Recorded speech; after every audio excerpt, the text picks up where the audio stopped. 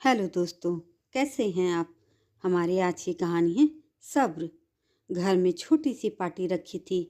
प्राची की बेटी अवनी और बेटा आकाश दोनों ही अपनी अपनी पढ़ाई करके कामयाबी की सीढ़ी पर कदम रख चुके थे। पर प्राची का मन पार्टी के दौरान भी उदास और थोड़ा दुखी था।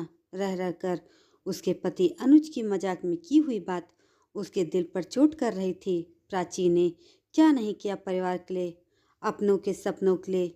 वह खुद अपने सपने भूल चुकी थी। घर परिवार के लिए अपना वजूद खो चुकी थी। भूल चुकी थी कि उसका स्वयं का भी कोई व्यक्तित्व है।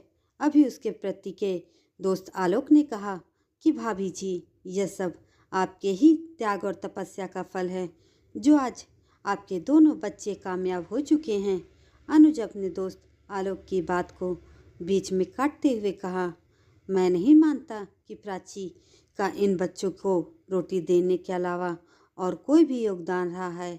और ऐसा तो हर औरत अपने घर और बच्चों के लिए करती ही है। बच्चों को महंगे स्कूल में मैंने पढ़ाया, इनके भविष्य की दिशा मैंने निर्धारित की। मैंने ही इनकी पढ़ाई में पैसा पानी की तरह खर्च किया, इसलिए इनकी सफलता का क्रेडिट सिर्फ और सिर्फ मुझे जाता है। इतना कहकर अनुज जोर जोर से हंस पड़ा। अवनी और आकाश भी यह सारी बातें सुन रहे थे। बात मजाक में की गई थी, पर प्राची के दिल पर जैसे वृक्ष सी चोट कर गई। उससे वहां अब बैठा नहीं गया।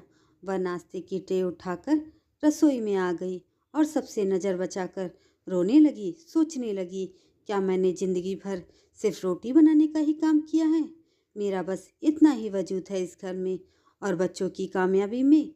अपनी माँ की ऐसी हालत देखकर अवनी का सब्र का बांध टूट गया और वह रसोई में जाकर अपनी माँ का हाथ पकड़कर हॉल में ले आती है और आलोक अंकल से कहती है, हाँ अंकल, हमारी कामयाबी का सारा क्रेडिट सिर्फ हमारे पापा को ही जाता है, जिन्होंने आज तक हमारी कोई भी स्कूल पीटीएम शायद ही अटेंड की हो।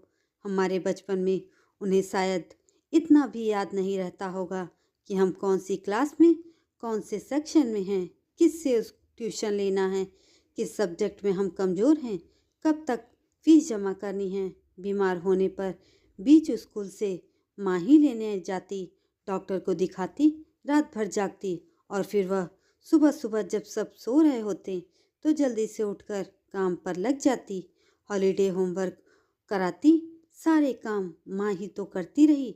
माँ को म्यूजिक सुनने का बहुत शौक रहा है, पर हमारी पढ़ाई डिस्टर्ब ना हो या फिर पापा की नींद खराब ना हो जाए, माँ अपना इतना छोटा सा भी शौक पूरा ना कर पाई। हमें अपने पापा के व्यवहार से ही तो यह एहसास हुआ कि हमें अपनी माँ की मेहनत को रंग देना है, उसका खोया वजूद वापस लाना है। देखा जाए तो इनडायरेक्टली पापा को ही हमारी सफलता का सारा क्रेडिट जाता है ना माँ। इतना कहकर अवनी अपनी माँ की तरफ देखकर मुस्कुरा दी। अपनी बेटी अवनी की बात सुनकर अनुज का चेहरा उतर गया, क्योंकि उसे अपनी गलती का एहसास हो गया था। अब उससे कुछ कहते नहीं बना। वह अपने दोस्त आलोक से बोला, चल ना यार, चल ऊपर चल, पार्टी एंजॉय करते हैं, कहाँ फिजूल की बातों में बैठ गए।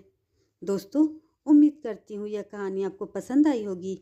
अगर आपको यह कहानी पसंद आई हो तो कमेंट करके ज़रूर बताइएगा और ऐसी अन्य कहानियों के लिए मेरे चैनल को लाइक, शेयर और सब्सक्राइब जरूर करिएगा। धन्यवाद।